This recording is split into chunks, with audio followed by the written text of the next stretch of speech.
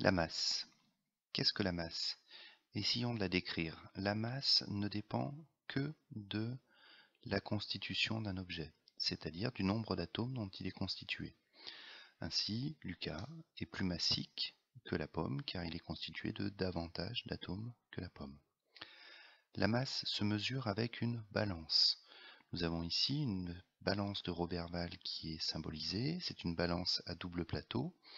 Lorsque les deux plateaux sont à l'équilibre, les deux objets sont aussi massiques l'un que l'autre. On voit ici que Lucas est plus massique que la pomme, c'est normal, il est constitué de davantage d'atomes. Il suffit de rajouter des pommes, de rajouter des atomes pour obtenir l'équilibre de la balance. Bien entendu, dans la vie de tous les jours, lorsqu'on utilise une balance de Roberval, on utilise ce qu'on appelle des masses marquées. Ici, une masse marquée d'1 kg.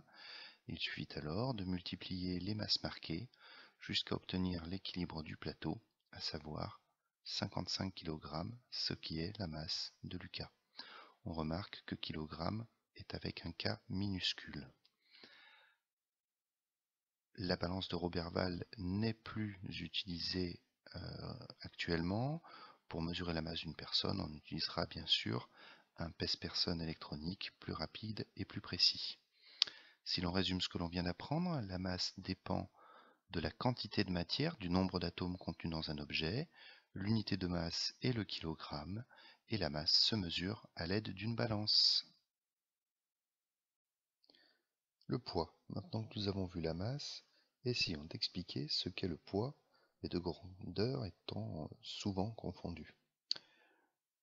L'étude la plus importante qui porte sur le poids, nous la devons à Isaac Newton, un physicien anglais de la fin du XVIIe, du début du XVIIIe siècle.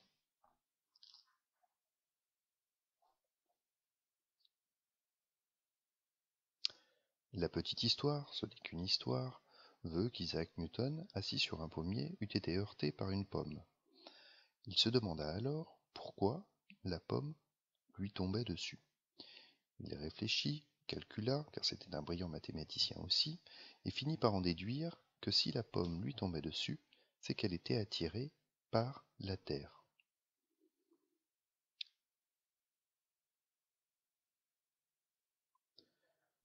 Le poids ne va donc pas dépendre que de l'objet, contrairement à la masse, mais va être l'interaction entre les différentes particules qui constituent un corps, celui de Lucas par exemple, et la planète associée.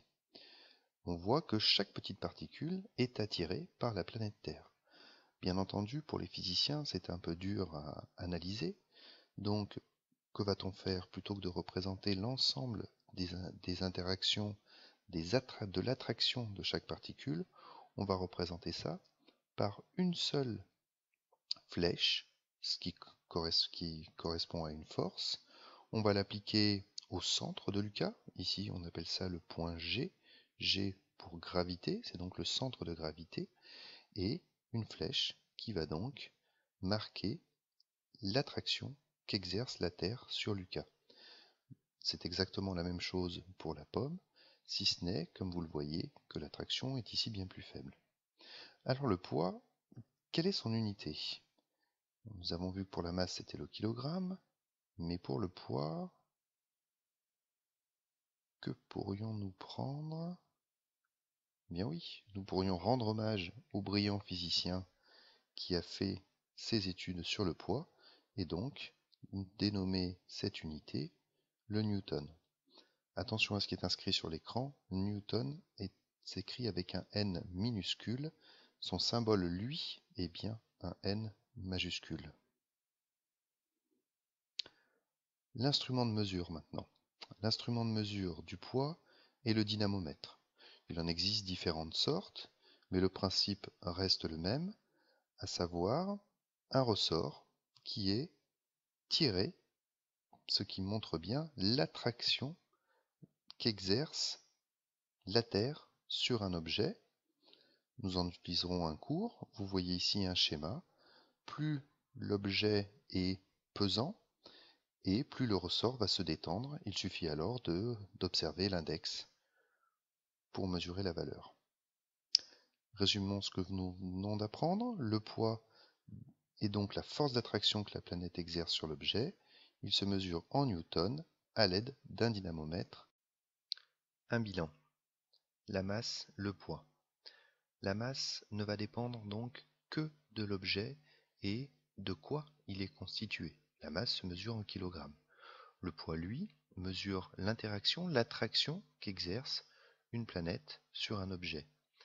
Masse et poids sont donc de grandeurs distinctes, mais peut-être y a-t-il une relation qui lie les deux, ce qui expliquerait la confusion. Nous verrons ça lors d'un prochain cours.